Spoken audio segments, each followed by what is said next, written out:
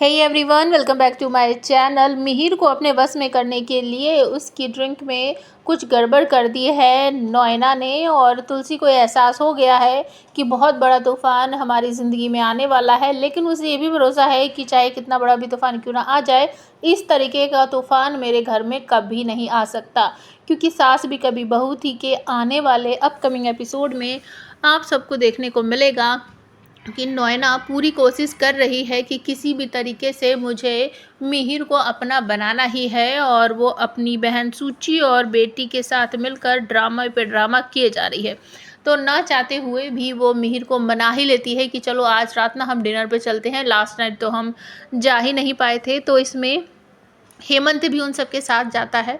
सभी लोग बैठे हुए हैं डाइनिंग टेबल पर, किसी बड़े से 5 स्टार होटल में वो गए हैं और वहाँ जाकर डिनर कर रहे होते हैं। तो अचानक से फंदा लग जाता है हेमंत को, और मिहिर उसको अपनी ड्रिंक देने की कोशिश करता है। तो मिताली और जो नोएना है वो घबरा जाते हैं कि ये ड्रिंक जो है वो हम हेमंत को नहीं देने सकते, क्योंकि उसमें कुछ गड़बड़ है। गड़बड़ क्या है मैं आपको बताती हूँ। तो मिताली ने और नोएना ने मिलकर एक प्लानिंग की है कि हमें कुछ भी करके आज रात को गड़बड़ करनी है खाने में, वो भी मिहिर के। तो जो मिहिर का ड्रिंक था, ग्लास था, उसमें जानबूझकर नोएना कोई नशे की टैबलेट वगैरह डाल देती है शायद, जिसकी वजह से शायद जो मिहिर है वो बेहोश वगैरह हो जाएगा। तो ये वही ड्रिंक है जिसे मिहिर अपने भाई को देना चाहता है, लेकिन सभी लोग मना करते हैं कि नहीं नहीं, इसको मत दो, इसको मत दो।